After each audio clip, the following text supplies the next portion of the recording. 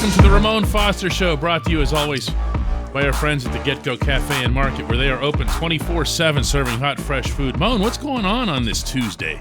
Man, not a lot, man. You know what I'll say? It's not second Monday. It feels like a Tuesday, and you know what? I'm going to respect it as such. Treat it as such. What did that sound like right there? As a great man once spoke before a game against Cleveland. Today is Pro Day at Liberty, and Malik Willis is throwing in front of pretty much everyone who's employed by the Pittsburgh Steelers. Mike Tomlin was the first head coach on the scene. He was there so early he was watching the weightlifting session, which is not something that a head coach has to watch. I know. I see. Wow. Kevin Colbert, Brandon Hunt, they're all there, the entire crew. And that's going to lead, no doubt, to all kinds of speculation about, do they still look at a quarterback in this draft? That's very interesting. And it's a lot of things that go into, who's showing up to your pro day. There's not a whole lot of guys at Liberty that I think you say, they're here for. It's not like it's Georgia or LSU, Alabama. Most people are there for one guy and maybe one or two of his receivers. So when you ask the question, is Pittsburgh still in the running for a quarterback? I'd go with simply because look at the deal that, we're looking at Mitch Trubisky has. It's really a bridge kind of deal if we're being completely honest about it. Now, you ask me, do we want Malik Willis this year, or do you want to kind of weigh your options and say, I'll wait till next year? And that's where I don't know if Pittsburgh can handle being bad for a year, tank for Tua and suck for luck, those type of things. I don't know if that's the case because there are some good quarterbacks that are coming out next year, but it depends on where Pittsburgh will be picking from. Now, if we look at the AFC North, just AFC as a whole, you're like, hey, Pittsburgh's got some sledding to do as far as, getting through the crap of what the schedule's going to be, how many wins and losses you're going to get. One thing I do know for sure, that defense is still damn good, and that's going to keep them in games. What happens with Mitch Trubisky as far as what Matt Canada does with him with that offense is yet to be determined. But if it's me understanding what Pittsburgh has always done as of lately is compete. It's always be in those games. It's always, finding a way to squeak one out. Wasn't supposed to be Buffalo. Beat them. Wasn't supposed to be the Tennessee Titans this year. Beat them. Wasn't supposed to be probably 4 other teams that was on the schedule this past year, and you still did it. And for those reasons, I don't think you can bank on having a top 10 pick next year, which is why I think if you got a quarterback that you really like Malik Willis right now, okay, you might look at him, say he played at Liberty, some of his big-time games that he had against better opponents, it wasn't great. But then you ask yourself, well, what was his help like? Did he have many receivers? Can I grab that guy? Because you know this too. Coaches have egos. Coaches always feel like I can fix that guy. Fix that guy. I can be that one. Yep. I'm the one to get him. So Malik Willis draft stock probably holds around 15 to 20. If Pittsburgh does happen to make a move up at 18, if they think somebody might want to come get him, I'd say they try to move up. But I think he sit fair at 20, considering the moves, honestly, that these other teams in the NFL have made for a quarterback this year. You got Matt Ryan in Indianapolis right now. You got Baker Mayfield still on the market and nobody wants him. You got Carolina that might end up getting Kenny Pickett. Like, there's a lot of scenarios that go into play. And I think the second quarterback might end up being Malik Willis, if anything. And I don't think Pittsburgh should hide the fact if they do want him. So Mitch may be a bridge. His pay says that, the same way Marcus Mariota's pay said he's a bridge. The same way that who else just signed? Jameis Winston is another bridge guy. But if I look at those two teams and I say, well, Pittsburgh's probably in a better situation than Carolina, Saints, and probably Seattle at this point as far as teams, that's probably going to be your next. Those are going to be your top 3 picks as far as who's going to get the next guys for next year. So, yeah, go get Kenny if you have the ability to, and you believe he's your guy. Yeah, and these are back-to-back pro days, by the way. I definitely didn't mean to leave out the fact that Pitt's pro day was here yesterday. Kenny Pickett, by every count, did quite well. on every component that was sought of him. And by the way, the Steelers brass was there too, because they just had to walk right across next the lawn. door. Also, Kenny grew like a quarter inch on his hand, by the way. What a miracle, huh? I guess he had basically just placed his hand underneath like a bus lane or something. just 28. That's it, man. Just there it goes. But yeah, it's up to like 8 5/8 or something. It's like, go Kenny's hand, you know. But Malik Willis is generally, not universally, but generally seen as the top quarterback in the class in what's not seen as a great class at the position. Yeah. So maybe it's realistic for the Steelers to think that he could fall to 20. But then you mentioned the Panthers, meaning the Carolina Panthers. Yes. They're at every one of these things. They were all over Pickett. They were all over Willis today. They had the same representation down there. So they obviously pick ahead of Pittsburgh. Are you going to have to see a leapfrogging? You know, sometimes people read too much, I think, into Tomlin's body language when he's at these things. Do you know what I'm saying? No. Because he gets so into it, and they think, oh, he just must absolutely love these kids. You know what I mean? And he's going to do anything to get them. I agree with you. That's a huge misconception of what Coach T does. He's a very cerebral guy. He knows all cameras are on him. He also knows that, look, if they see me doing something, they'll read into it. And I think that's what Coach T is. And we've seen him love on guys before in the past, and they never sniffed Pittsburgh. I'm talking about ever sniffed Pittsburgh. There's a whole lot of courting that goes on in this pre-draft. And truth be told, at a position like that where you may feel somebody might get him and you might play them, you know, there's a little bit of intel, because most of the time the young guys, they want to show how smart they are. And in showing how smart they are, they'll divulge some information that can be used against them in game-like situations. You know how many times I've heard them kind of bring that up? Yeah, well, he told us in his pre-draft meetings. Those are the things that kind of happen, man. Everything is a chess match. And especially when it comes down to Coach T, you know, I've said that time and time again. Look, that guy plays a different game when it comes down to breaking down a football game. And that's what has kept him relevant for such a long time with the way he wins. When we come back on the Ramon Foster Show, we're going to talk about what it means when a team hangs a grade on a guy.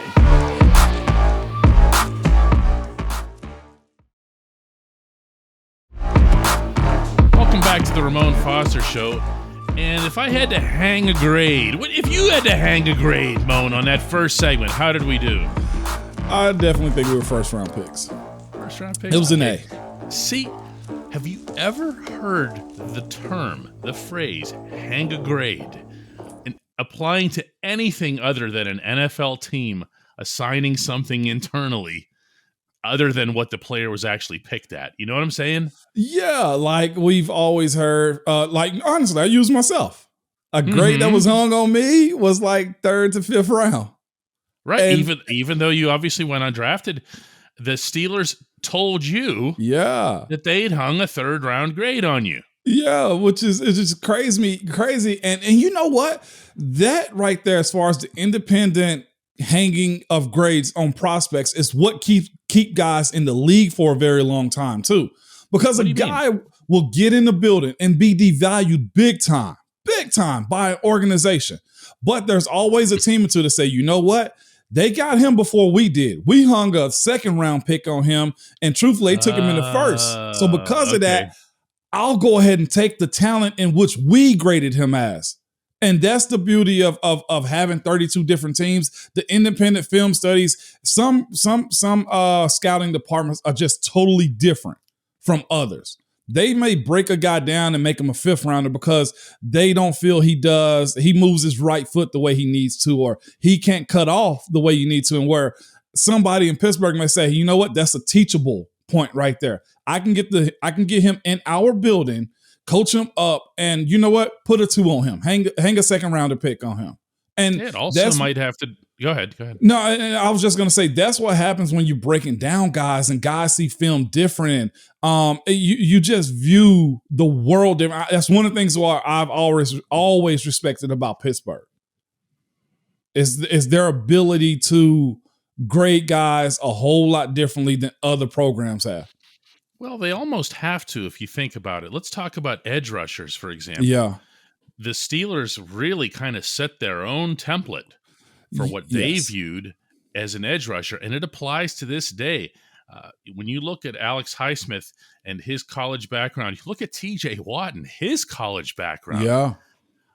They're looking for a certain skill set. Lamar Woodley was actually a great example of this. Yes. Where they're going to value him differently than another team might. And Moan, they're going to produce a list that's going to be different, maybe violently different from the other 31 teams in the league. Yes. What drives you nuts is that when the draft day actually comes along and you're watching the draft and you're based only on the last Mel Kiper thing you saw, deciding whether or not it's a good pick. Well, God love Mel. He doesn't have access to a fraction of the information that these teams do.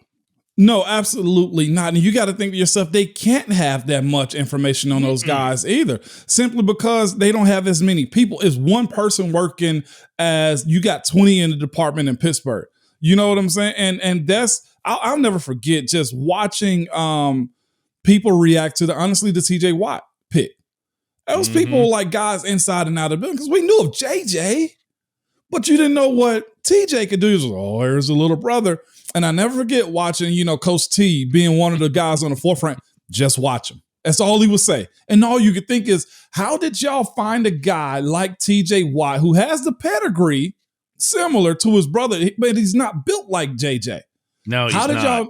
How did you know he was going to turn into this? And that's one of the things I think in general that Pittsburgh does a whole lot different than anybody else is they find guys like Javon Hargraves. Like I've always kind of said in general, like Pittsburgh is almost like wide receiver U.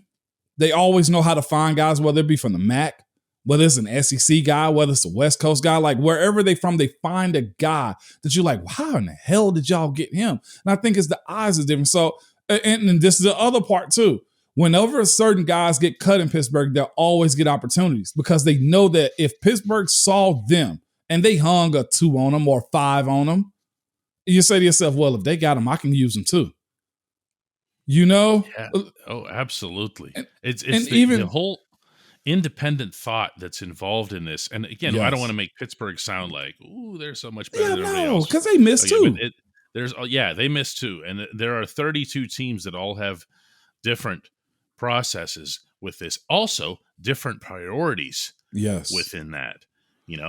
I'd never be able to get through a segment on hung a grade without bringing up the Steelers hanging a first round grade on Mason Rudolph. Yeah. If you believe that, the Steelers have never explicitly come right out and said that. They never said we hung a 1 on him. You know what I mean? But you hear it in everything that they say though. Or was saying before, the Mitch conversation comes around. And I still do think they feel a certain way about him. Truth be told, Mitch Trubisky can still be a backup if Mason goes out and set the world on fire, which is why I also say if they like Malik Willis, then you better take him now because if Mason does do well enough to start, then I think Pittsburgh's above 500 and they're picking 20th again and you miss the top 10 quarterback picks. And again, their method of doing this hanging a grade thing, think about where this team turned over and you go get guys in the Bill Nunn era. Like that says a whole lot about how Pittsburgh has evaluated and what they thought because a lot of those guys in that building learned under him or was around him enough to understand his methods on hanging grades on guys, Yeah, that's for anybody who's not familiar, the late Bill Nunn, who just inducted into the Hall of Fame, legendary scout who really was the first and represented the Steelers being the first team to get into the black colleges, particularly in the South, and finding John Stallworth and lots of other legends who were being under-scouted, really more than anything else. There weren't enough eyeballs on them, and you didn't have pro days and combines and analytics. You just had to go lay your eyes on them. And that was the beginning of the Steelers really kind of thinking outside the box when it comes to scouting. When we come back, a fun edition of Hey Mon.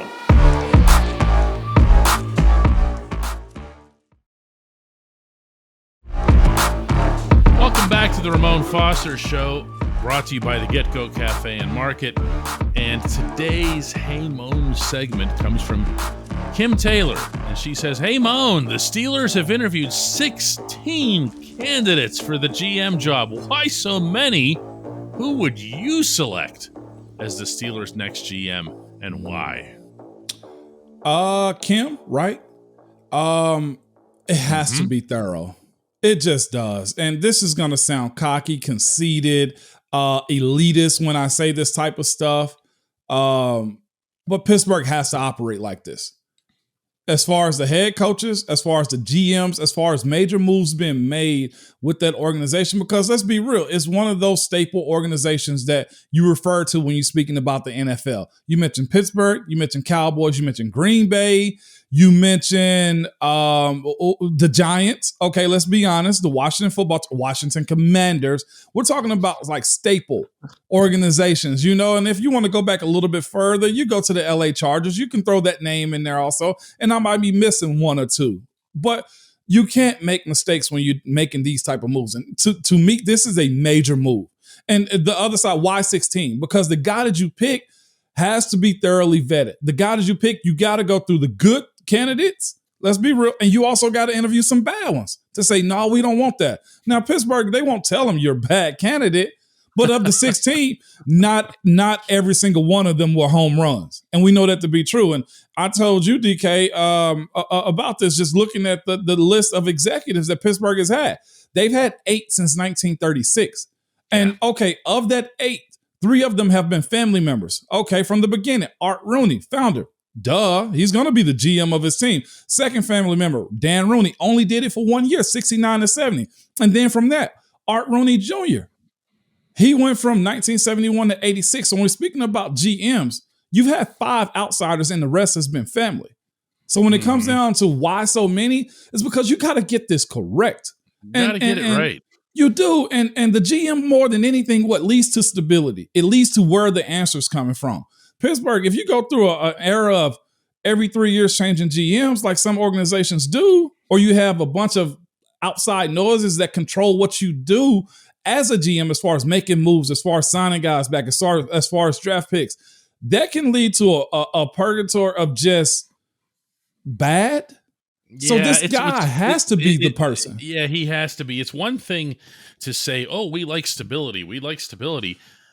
But to keep someone bad on the job is not the answer, just for the sake of stability. So it's an important, obviously, it's a critically important hire. And to have the process get arranged the way it has by Art Rooney in this case, where he has told Kevin Colbert, who's running the process, which incidentally is kind of like, wow, right? Yeah. That he's going and bringing in people because he wants to find the next person who will continue the Steelers' way of doing things. There's even been an instruction, basically, that says that this next person is going to have to work with Mike Tomlin in the same way that Colbert did. Well, that's an unusual relationship in professional sports. So there's but if you've seen them two together, though, Coach Tomlin and Kevin Colbert are like this. Now, there are probably some disagreements, but let me be honest with you. I've never seen it. Wow. No, and it's always it's Yeah. some blow-ups that happen because why? It's sports. But I can go on record and say, to my knowledge, I've never seen him and Coach Tomlin, Kevin Colbert and Coach Tomlin, just butt heads. And we've seen publicly some organizations have the GM and the head coach publicly be on the wrong page. I hadn't seen that. So for that to be a point, that's very important. Well, let's look at who this is actually going to be, since that was the other part of Kim's question. I'm seeing Brandon Hunt lining up for this job for a long, long time, and I can't imagine they would have strung him out just to say, nah, we're going to keep you where you are. But there's also Omar Khan. What do you do with one or both of these guys? I've seen the list too when it comes down to people being interviewed. I think they released like 3 other names they did last week. Mm-hmm. The headliners to me, Brandon Hunt, Omar Khan, Louis Riddick. Those 3 guys. I like Louis Riddick simply because I think he's a smart, bright guy. I feel like he know how to break down film and talk to and see talent. You hear that on TV. If he doesn't get it in Pittsburgh, he'll get it somewhere very soon. The guy that I want is 2. It's Omar and it's Brandon Hunt. Brandon Hunt is as savvy as you can be. He's even keel. He's not an emotional leader. And I think the same goes with Omar too, as far as him understanding how the Steelers operate. Those rosters that we've had in the past have been orchestrated or written up and broken down because of Omar Khan. Now, Omar's also interviewed for other jobs too. So the fact that he has aspirations to be a GM says that they either got to make it that decision or go with Brandon Hunt. Like co-GMs. Co-GMs, yes. Would that be the most Steelers thing ever, by the way? To just like create titles out of thin air like that and just say, you know what, we've got 2 guys. This is what we're going to do. But that could also cause a little bit of rift, and I don't think they would ever get to that point. I think a decision will be made. But Omar, if he's not in the role with Brandon Hunt, and I think they make something more important for him because other people have been interviewing Omar Khan, and I think you see the genius that he is and who he's learned under also when it comes to building a team. If I'm going with it, I'm going Brandon Hunt 1, Omar 1A. We can just make up titles as we go. You know what? We may as well. GM, side czar, salary cap czar, something like that, right? That's what we do. All right, Mon. Let's do it again tomorrow. And we're going to hang a grade on this episode tomorrow.